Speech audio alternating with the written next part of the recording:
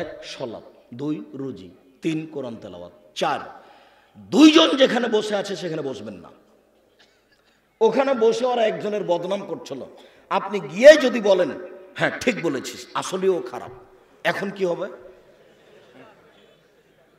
তাহাজ্জুদ সারা জীবনে যা পড়েছেন ওইটা যদি এক পাল্লায় দেওয়া হয়, আর ঠিক বলেছিস আসলেও খারাপ এই বাক্য যদি এক পাল্লাতে দেওয়া হয়, পুরো জীবনের তাহাজ্জুদ হারিয়ে যাবে। আপনি বলতে পারেন, বুঝতে পারেননি যে দোকানে বসে আড্ডা পিটে ল্যাংটা মেয়েকে দেখছি আর গল্প জমাচ্ছি, এটা কত বড় খারাপ, আর মানুষের বদনাম কানে শুনছি, এটা কত বড় খারাপ আপনাকে আমি বুঝাতে পারি না। চারজন যেখানে, দুইজন যেখানে বসে আছে সেখানে বসবেন না।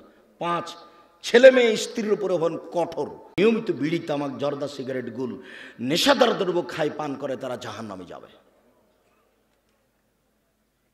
একটা ছেলে বলছে, আব্দুর রাজাক সাহেব আপনি যে বিড়ি সিগারেট সব সময় বলেন, তো বিড়ি সিগারেট হারাম তার দলিল কোথায়? তো দলিল সরাসরি আছে, আল্লাহ রাসূল বলছেন মাসকারা কাসিরুহু ফাকালিলুহু হারাম। যেই জিনিসটা বেশি খেলে বিবেকের ক্ষতি হবে, তার কম, তার একটা কণাও হারাম। তো তাহলে তোমার 50 বেড়ি, হাফ কেজি বেড়ির মশলা খুলে একজনকে খাওয়াইয়া দাও তো দেখি। হাফ কেজি জর্দা তুমি একজনকে খাওয়াইয়া দাও, তার বিবেকের ক্ষতি হয় কি না? 10 কেজি খাওয়াইয়া দিলে যদি বিবেকের ক্ষতি হয়, তাহলে তার একটা কণাও হারাম। আল্লাহ রাসূল বলেছেন, এক বাক্য বলেছেন এমন ভাবে কিয়ামত পর্যন্ত সারা পৃথিবীর সব জায়গাতে চলবে। কাজেই হালাল রুজি খাবেন, আর জরুরি প্রয়োজন ছাড়া কোথাও বসবেন না, আর পরিবারের উপরে খুব শক্ত, খুব কঠোর হতে হবে। সম্মানিত দিনী ভাই বোন, এই 5টা উপদেশ থাকছে। বলছিলাম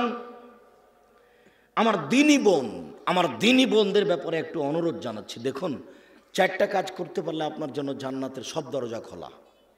আপনি 4টা কাজ করেন, জান্নাতের যে কোনো দরজাতে যেতে পারবেন।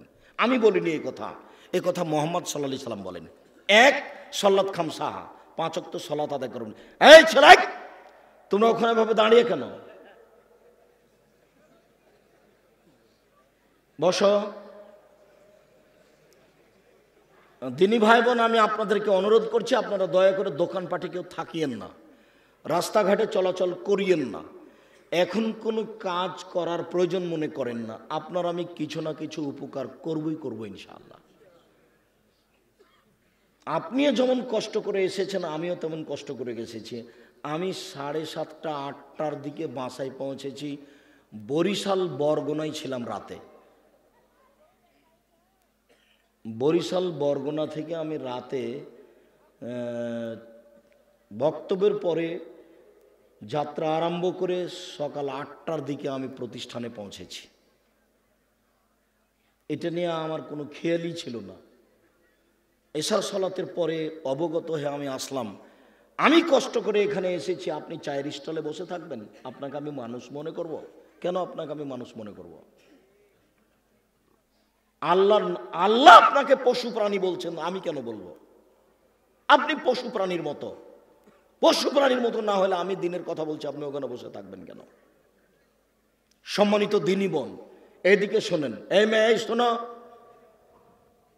1, 5 ওয়াক্ত সলাত, 2 সমাত শাহরাহা, রমজান মাসে রোজা সেম, 3 আতাত বালাহা, স্বামীকে মেনে চলা, তিতা লাগলেও মিঠা লাগলেও মেনে চলতে হবে, 4 জেনায় লিপ্ত না হওয়া।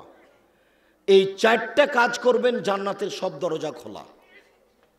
4 নাম্বার জেনা যদি হয়ে গিয়ে থাকে, তাহলে এখন থেকে কান্নাকাটি করেন। যদি আপনি খালেস অন্তরে কান্নাকাটি করতে পারেন দিন রাত, তাহলে আল্লাহ জেনার পাপটাকে নেকি দিয়ে পূর্ণ করে দিবেন। আর আল্লাহ ওয়াদা করেছেন আপনার সাথে, অনাহা নাফসা আনিল হাওয়া ফাইনাল জান্নাত হিয়াল মাওয়া। পৃথিবীবাসী মনে রেখো, আল্লাহ তাআলা বলছেন, পৃথিবীবাসী মনে রেখো, তোমরা যদি অশ্লীল কাজ থেকে নিজেকে বিরত রাখতে পারো, আমি আল্লাহ তোমাকে জান্নাতুল মাওয়া দিয়ে দিলাম। ওটা তো আল্লাহর ওয়াদা। আপনি অশ্লীল কাজ বন্ধ করেন, জান্নাতুল মা আপনার জন্য প্রস্তুত আছে। এটা মানুষে বলেননি, এটা নবী বলেননি, এটা সরাসরি আল্লাহ বলছে। অতএব যদি কারো জেনা হয়ে গিয়ে থাকে, বন্ধ করেন, আপনি ভালোর মধ্যে চলে যাবেন।